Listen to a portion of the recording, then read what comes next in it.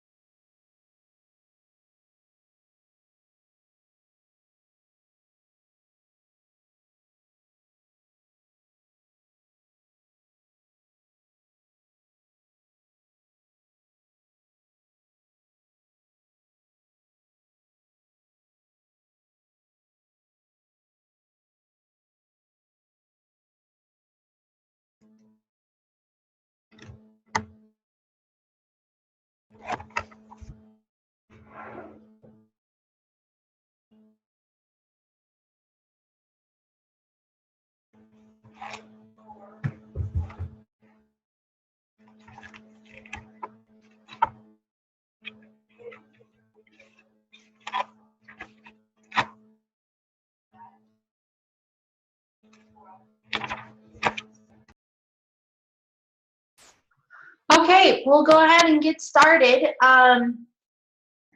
How's everybody doing today? Are we ready? Can everybody hear me? All right. I guess I can go over a few things. So for those I'm not sure if everybody heard, but I visited with Carrie. She's actually in a conference. We will be getting together. We haven't had an opportunity to go through the project listing yet. That is something on our to-do list. We're looking at somewhere between the 12th and the 14th or that week to get that kind of lined out and dialed in for everybody. And I apologize for the delay in that. How are enrollments going for you guys? Any issues or questions or anomalies that have been coming up? And I don't know if you want, you can either unmute or go ahead and add your responses in the chat box, and that would be great.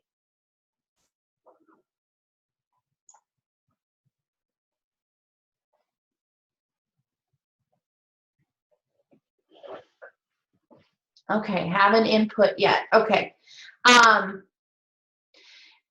Now, with some of the subtle changes that have happened, like with linking projects to clubs, that type of thing, have there been any hiccups with doing that? Has that change helped you guys? Are there any pieces such as pulling reports or any questions on club or volunteer login as far as There's multiple ways where you can pull off your lists of who's enrolled in either what club or what project. There's a couple different ways to go about that. I do encourage just having the volunteers get access to log in, and I'm happy to show that again if you'd like.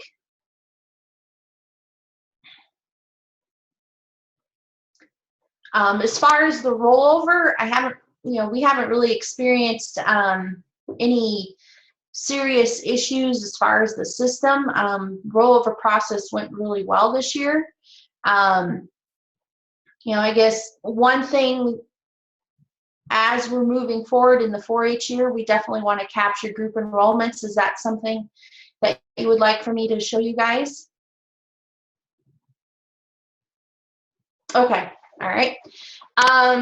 So one of the things I think I need to update for you all is the group enrollment form that I can show you kind of a piece that we've updated or have out there for Idaho. We actually have 2 different systems, unfortunately, in Idaho that we have to report our programming numbers to. That's been a little problematic. Our 4-H numbers or our youth programming numbers go to one place, and the rest of our CALS extension faculty report in a different system.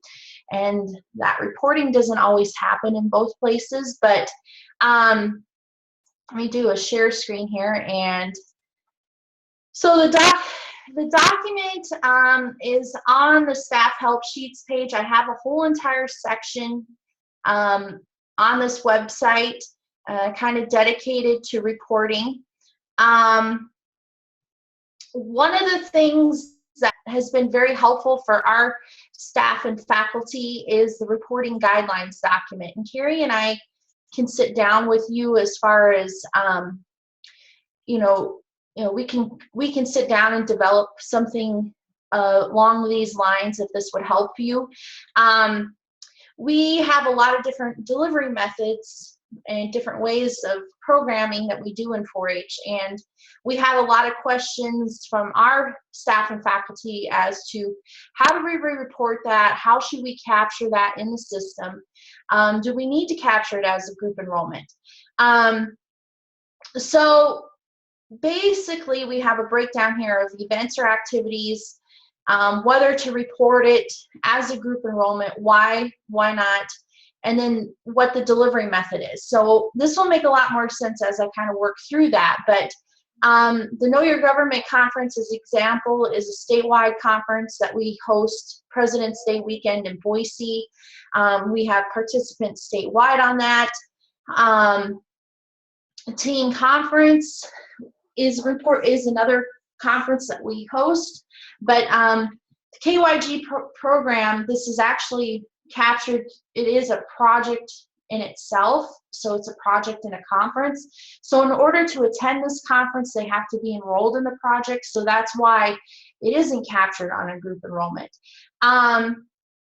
Where you are doing different programs, such as your after-school activities, any day camps, any if you do like day camps for Clover Buds, project in a not necessarily project in a day because you capture that through traditional enrollment, but any of these special programs that you do, we can capture that in the group enrollment. And so to do that, let me zoom in here a little bit. Let me get into, all right, get into the right spot there. Okay, so to get into your group enrollment, from your dashboard, you're going to go to almost the far right. You'll see this little sign here. It says group enrollment, or the little icon. Click on that. What will automatically show up is everything that has been entered in. So you can filter that down to, for example, if you wanted to see what was captured last year, you could filter it down to the previous 4-H year, and that helps shorten the list a little bit. But it's a pretty, unfortunately, there isn't like a condensed or an expandable accordion just to hit certain pieces that you want, or to, I mean, you can filter it down by program name. So if you lead in with a number, then at least it'll help bring those items to the top, and then it'll go alphabetically. Again, as you do any searches in 4-H Online, you do want to make sure you clear your filters, because it will remember what changes you made in that view.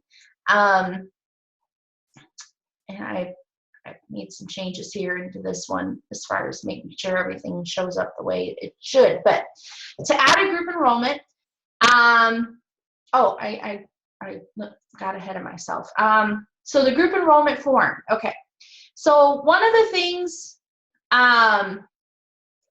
you want to do with your programs as you're gearing up for the 4-H year is you want to get in the habit of creating one of these forms for all of your events. So that way you have, when you're out there in the field and doing that delivery, if you will, you're making a concerted effort of capturing these numbers. This information gets reported to the USDA, and as we've moved forward, or certainly as I've moved forward in 13 years that I've been in extension, it's becoming more and more critical that we have the proof in the pudding on as far as what we do. We need to report these numbers, and that goes a long way in when we have to, as state staff, report to our stakeholders, be it, you know, the extension director, the dean, whoever is, you know, the people that make a big impact in the funding of our program want to know, okay, so what? What are you doing out in your community?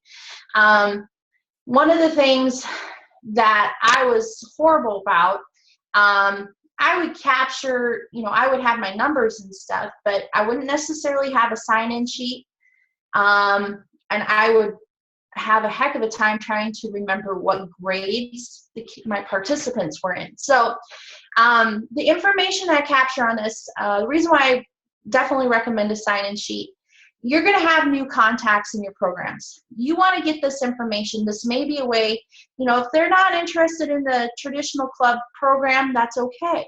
We have a lot of different delivery methods. You have their contact information. If there's something that comes up in your future programming, right here, you are starting to build your participant queue, if you will. So it's a way to help grow and market your program. All of the information that we capture on here pretty much goes right along with how the actual report is filled out. So all of these pieces have to be filled out completely, especially when you start getting into the breakdown of your numbers where you have your totals. And this will make a little bit more sense as I work through this, but your numbers have to match. You want to be very, and this might be something where you could have a volunteer, you know, if you have somebody, you know, a strong teen or an adult volunteer, somebody can help you kind of capture this information. It's a little hard to do it yourself when you're trying to get everything all organized for your event, but this is a very critical backside piece for us. So you just want to get your program name, your location, your description, your starting and end date. 4-H year would be this year. Sometimes, you know, I have to do a lot of number chasing at this time of the year. So if this is something that would apply, let's say for last year's ES 237, that's really critical to make sure that that's fleshed out. But for the most part, it would be for this 4-H year. Then whatever your clever group is, your delivery mode, so whether it's a short-term special interest program, if it's an after-school, school enrichment, day camp, overnight camp, and that's kind of, this really kind of ties into why Carrie and I are spending so much time kind of fleshing out these projects, because it does make a huge impact in how our numbers build in that ES 237. We do have to make some sort of general connection to a project. So that's a very important piece. You know, if it's You know, if it's robotics, we can tie that to robotics. If it's something more broader based, science and technology, we can do that. FCS. You do want to make sure there is a spot in here, and it looks like I need to update that, but you also want to make a note if it's FNET programming, and also if any of your families are in the military that you're doing outreach for. So duplicates, when we get into the numbers, the head count, if you will, of the participants, duplicates are current 4-H members. That's great. You know, you just have to make that delineation in your head count. How many of your participants are existing 4-H members, how many are new. And then whatever you have for new members, that's what carries forward in the rest of that group enrollment. If all of your participants were strictly 4-H members, then you're pretty much done. You can still submit that form. You still capture that information, you know, what your contact hours are. But for the new numbers, you have to make sure your totals from that point forward, as far as new participants, all match, be it in your gender counts. So your total, this total needs to match what's reported in this section, as well as the breakout in the grades, race distribution, and we do break down in ethnicity, non-Hispanic, Hispanic audiences. Then the third part of this report is looking at our volunteers. If you don't have any volunteers that engaged in this, in your activity, that's fine. You don't have to report. You don't have to have any numbers in here, and you can just click submit form. If you do, it is broken down by adult and youth. And again, any of these your totals need to match. And these numbers carry forward as far as whether they're direct volunteer, indirect. That's same for the adult and the youth volunteers. Then the last piece is if you had any training affiliated with that, you make that delineation of how many new, and that can be less than what you had reported in the top part. So this will make a lot more sense once we walk through this. So to add a group enrollment, we click on the group enrollment icon in the gray ribbon underneath the dashboard. Simply click add group enrollment. I do recommend, as you go through your 4-H year, as you do your programs, say you deliver a program on Friday, if you have your paperwork, just key it into the system on Monday. Key it in as you go, or have your office staff or somebody help you with that. The reason why I say that, these numbers have to be in the system. We try to shoot for mid-September, so that way there's time before we roll over into the new 4-H year to do that checks and balance. That being said, if there's pieces where it's the end of October, you're doing program, there is still an opportunity to get that information in. You just work with Carrie or myself, and we can get that in the system for you. Before I move in, let's see, I see a question in the chat box. So the volunteer part, yes, that is only for new volunteers, correct. So here is the first part. We enter in a program name. I'm just gonna do Camp Cloverbud, and then let's see. These fields are pretty much all required, anything that's in bold. And right here, you do have the option of switching that year back, but we want to report for this year. And then the delivery mode. So this is your variety of different delivery modes, whether it's 4-H special interest or short-term, overnight, day camp, school enrichment, after school programs.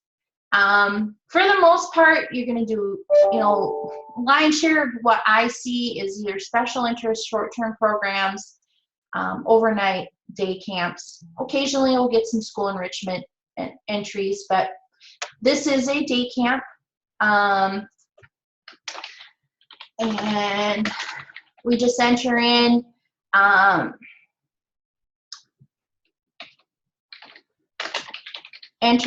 contact information, whoever your presenter was, the location, your zip code, and it does know the difference as far as what you enter in a location when you're reporting this on your county. If you enter in a different zip code, it will flag that, and it doesn't match.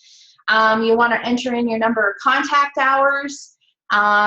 We didn't have, let's say in this program, we didn't have any youth from military families participating, and it was not an FNEP program. We do have a Clover Buds project, so that would be your project, and this list pulls up everything that is in the state list. So there's a wide variety of options there as far as making that project connection, but you do have to select the project and click Add Project. Once you have all that information entered in, then just click Continue. And so then we're on the second part here where we get into the member distribution. We're going to say we didn't have any duplicates, but we're going to say we had 3 males and let's see, 5 males and 9 females. And then so this is the number we have to match, and that has to match in your racial distribution, residence distribution, and your grade distribution. So as far as their racial distribution, we're going to say we had 4. Number's probably going to be higher for you guys, but just for the sake of demonstration, we're going to have 4 Hispanic in our audience, 10 non-Hispanic. As far as their residence distribution, let's see, is Vegas a central city? I'd say so. Well, anyway.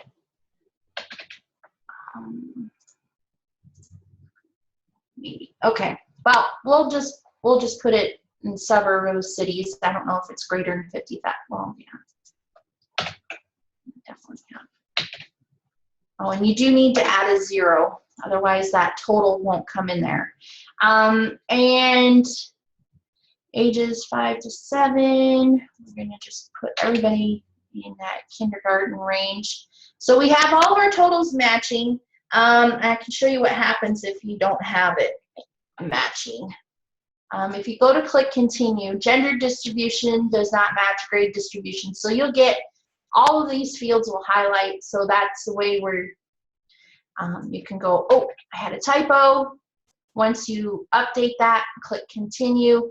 That goes away, and it does allow you to move forward into your last piece. The nice thing about this is, like, if for whatever, sometimes I've entered in, especially in this section, sometimes the system will boot me out. Maybe I've been logged out for too long and it sends the activity.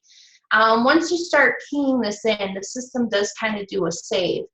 You have the option of saving form, and you can leave. Once you click this little submit form button, you can always come back in and edit these, and you can do that at any point throughout your current 4-H year. But in this example, I mean, if you had new volunteers only, then you would add in the information. We're going to say we had 1 new adult, 1 new youth, and for the adult, that was a male direct volunteer, and then for the youth, it was a female indirect volunteer. So then that number matches, carry forward, 1 and 1, 1 youth, 1 adult, 1 adult, 1 youth there. And then we did do training on leadership with our youth volunteer, and we'll say that was um, we'll just say 1, our adult was a direct volunteer. They've already gone through their training. Once you do want to check that box, submit the form, and click save. And so then I need to go back. I gotta make sure I can delete this, which I can, because I don't want that to report on their ES 237. So if you have questions on this, don't hesitate to ask. But are there any questions on what I covered?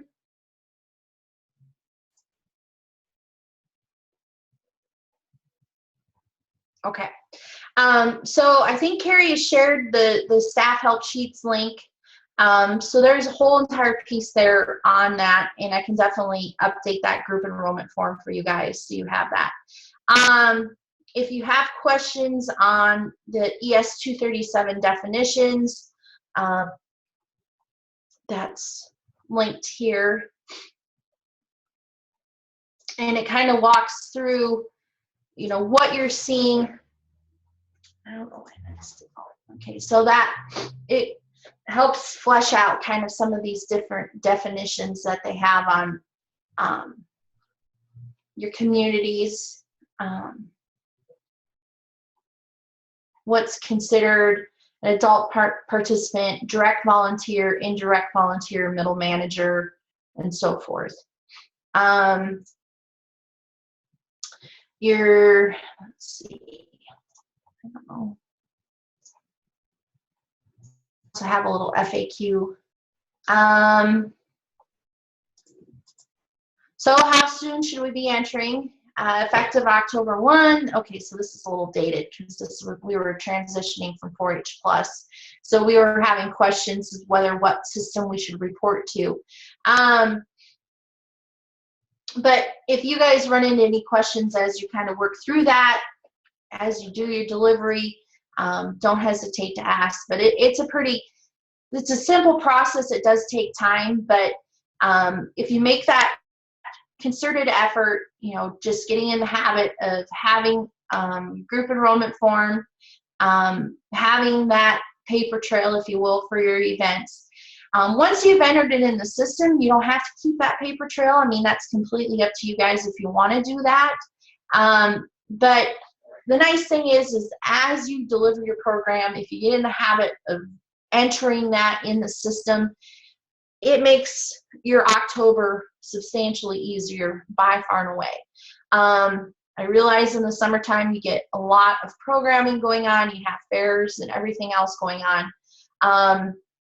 You know, we can, if you need extra staff to have an access to the system to log in, they can key that in. And the nice thing is you get that same view regardless of who keys the report in. So you got a countywide view. You all view the same information. The same goes with your group enrollments. The only way that would vary is if somebody has got different filters set, then that would change your view as to what you would see. But once it's entered in there, then you're pretty much good to go. But that is a very important piece for us as far as capturing that information in the system. I don't know, a couple of things on as you're working through members and kind of working more in the system. How many of you guys use activities or awards? And these are definitely optional things. They really don't make a substantial impact. It's just how much information you want to have in the system. Okay, so I'm gonna hop over to Idaho. I can kind of give you some different examples of how folks have used those pieces. So Marie Armitage has gone a whole full throttle on using this definitely for her awards. The nice thing about awards is it gives you the option.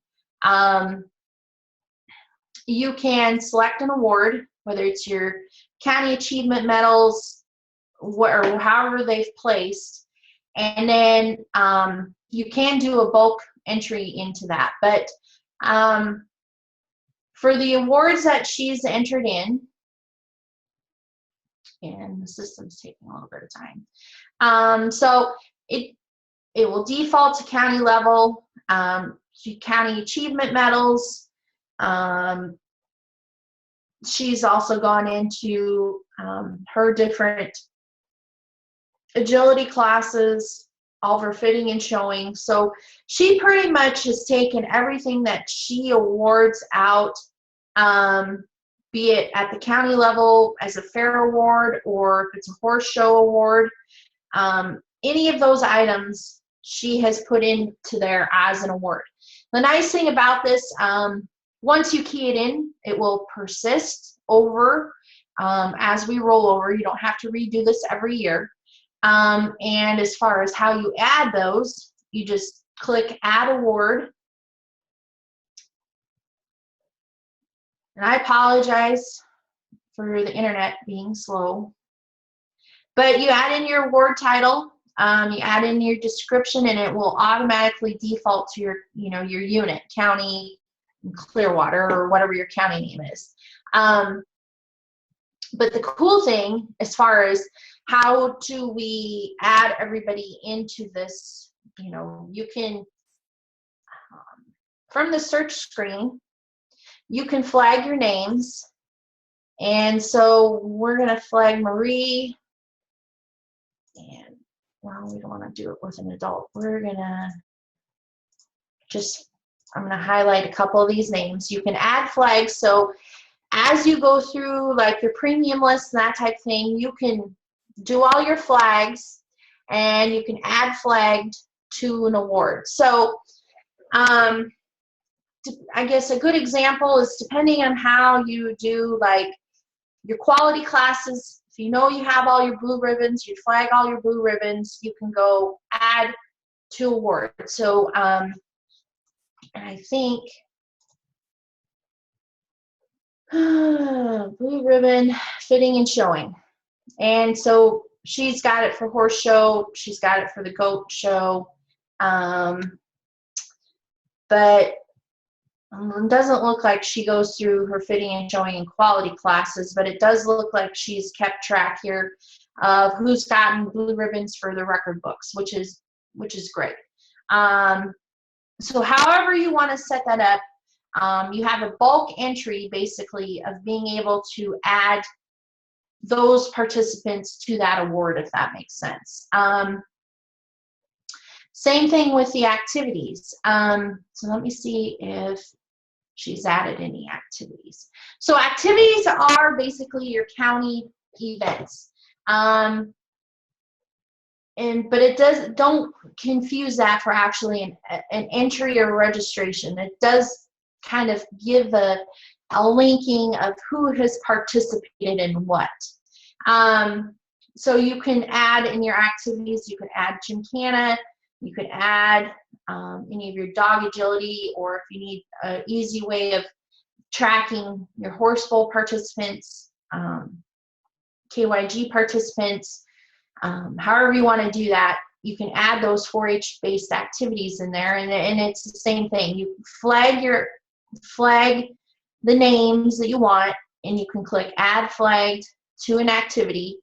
And so regardless of whether you push group, award, or whatever, what will happen is this little pop-up window will appear, and your selected members appear here. And so since I said add members to activity, then it's giving me an activity. You have a drop-down list of your activities. We also have some statewide activities that put into the system. And then you just simply delineate what activity it is, what your 4-H year is, and you can add members to the activity.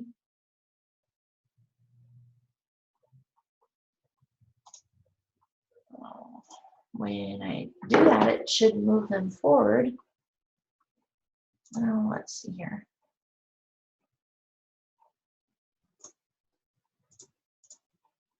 There we go. It took a little bit.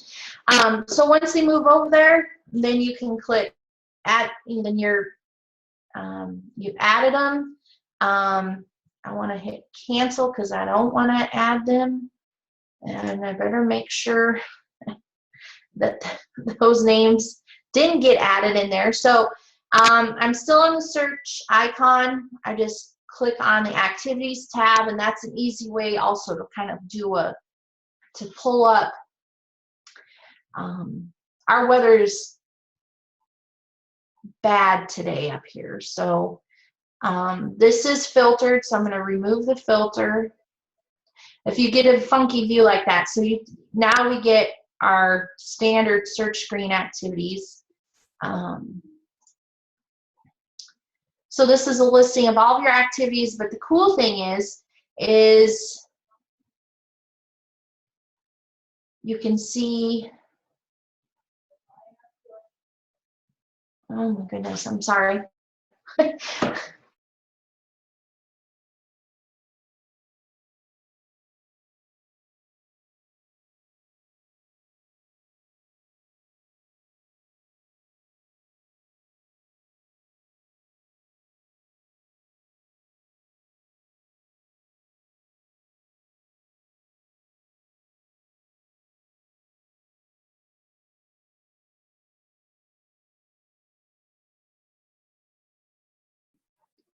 Filter that down. Let me make sure.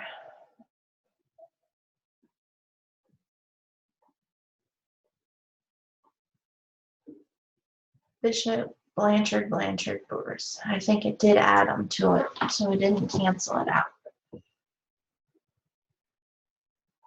Okay, so, and if we don't want them in there, we can check that and remove checked from activity. So, but you can search through previous years as you build this up. If you start using your activities, as you start using your awards, you can search for previous years as far as who has done what. So there is that option to do that. Any questions on that?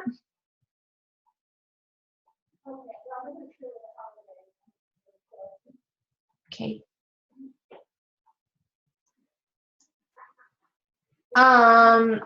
Let's see.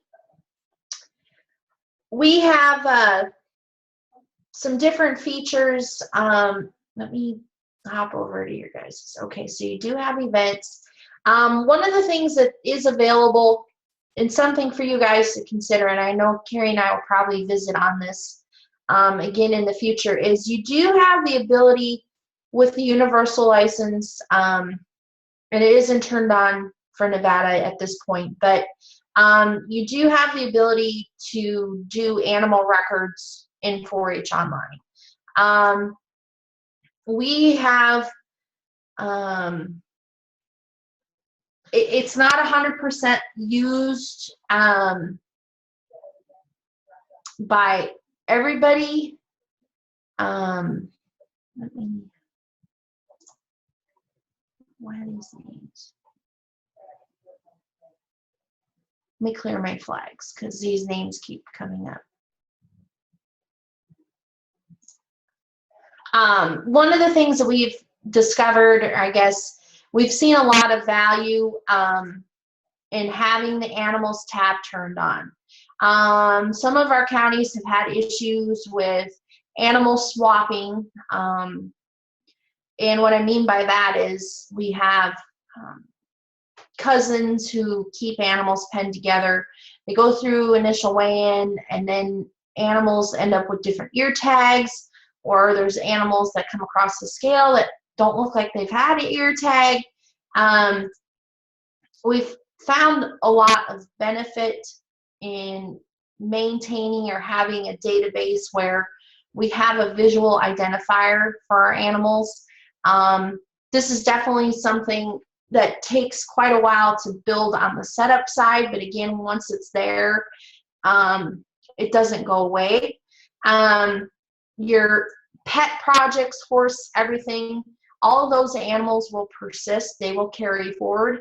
And then your market animals are set up on a terminal, or those animal records basically scrub or get archived as you roll over your year. We have a wide variety of animal types, alpaca, your breeding soccer feeder, cats, dogs, you name it. Each of these animals have different questions that you'll be asking. I'm not sure when you'll get the tab, but this is something to consider. This is an all or nothing. Once it's in there, you're available to use it. It does need to be set up, but if this is something that you would like for us to really move forward in, I don't know if we could get it ready to go for this year or not. Since we're already in the 4-H year, we're capturing enrollments, but this is definitely something we could build, start testing it, and having it ready for use for all y'all, more for all your members. We could probably have that something for next year. Yeah. So on your animal types, we can go, unfortunately, there isn't really any functionality to these icons, and I really don't think that will change until the new version of 4-H Online. Yes, the nice thing is it does show all of your sheep members in the county, and we're still fairly early in the 4-H year, so I don't know. Let me hop over to a county that I know has definitely gotten a lot more enrollments. Clearwater County is a very small county, so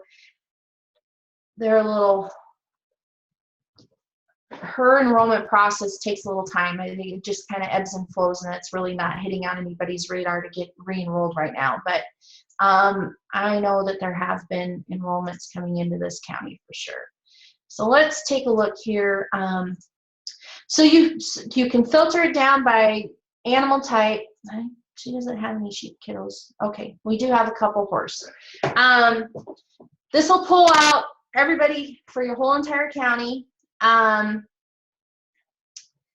And this gives you an idea. We have a pretty elaborate horse identification sheet that we have. And it pretty much goes through nose to toes what information we have on our paper copy, if you will. And so if you have animal records like that go with the record books, you can take that document and pretty much put it in here. The horse is a lot more elaborate just because that's horse. But we have the different views, and we also have an option where you can upload lease agreement paper, their health paperwork or registration paperwork, and then the health record. When you have these types of files, you can upload either as a JPEG or a PDF. These images don't go anywhere, which is great. And I can actually hop into Jay's record so I can show you what that looks like from the member side. I don't know. I've seen a lot of benefit to that. So as you log in, you'll see this little part up here where you have animals, livestock. We are in the enrollment record right now, member settings and trainings, but we want to click on animals and livestock. And then you can export information. You can export, specific to this individual, their animal information. There's different export reports where if you're doing your final weigh-in at fair, you can export everybody, and then and it takes out any of those questions as far as the ear tag mystery that sometimes happens. That's a horrible thing. But to add an animal, it's pretty simple. You can add your animals from the drop-down list. So Jay is definitely in horse, and he has become quite the goat breeder.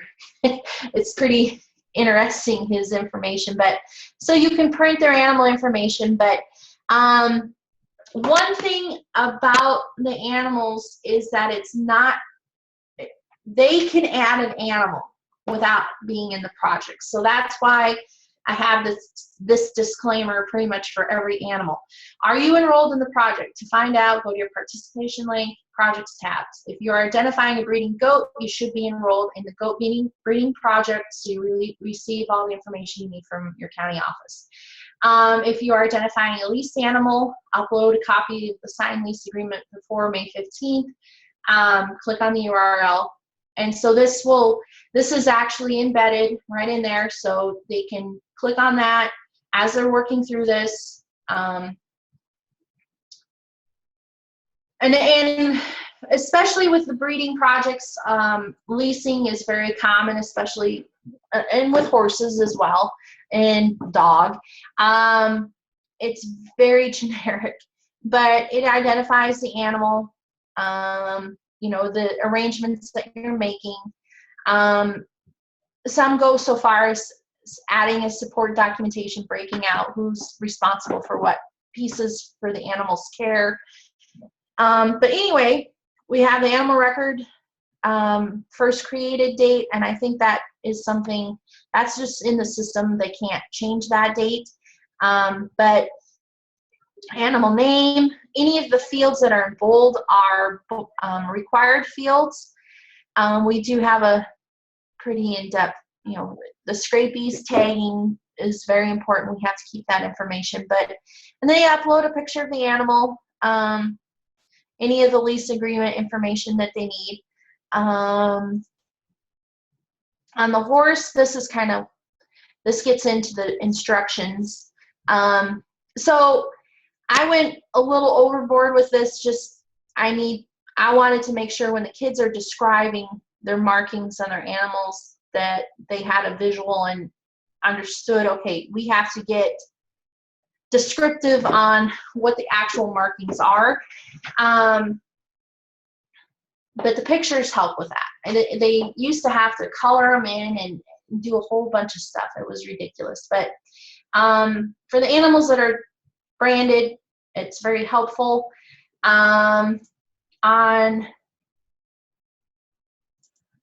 Let's see, we'll add a market steer.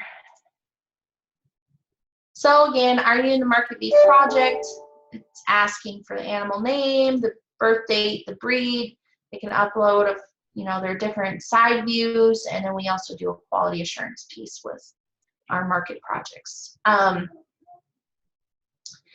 it does save a lot of time. On the setup side, it's just a matter of, making a determination on what fields and what kind of information you need, and kind of working through that animal by animal by animal. But once it's in there, if there's minor adjustments that need to be made, you can do that, and it works pretty slick. But we just get animal records all in the system, then it's there, and when it comes time to actually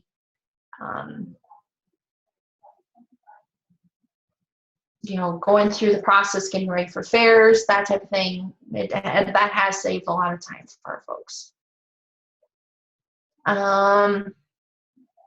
So I guess, it's something to think about. And if, we want to add that tab, get that activated, we can do that. We can start the process of building in the animals that you'd like to see in there, or across the board, which is what we did for Idaho. And then each of the states has a training county, so we can start testing that as soon as we get it developed. So that's something to think about. But let's see, we got a little bit more time here. Any other questions? Do we need to go over, you had any questions on clubs? Any leader login pieces or linking projects? Any questions on that?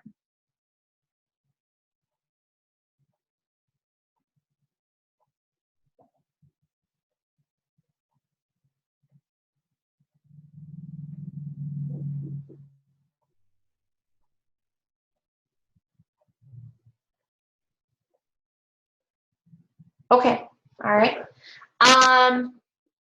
Well, if you don't have anything else, I guess that we're good for today. But appreciate everybody coming in, and if you do run into questions, don't hesitate to ask Carrie and I. But hopefully, we'll get that project piece sorted out before our next session.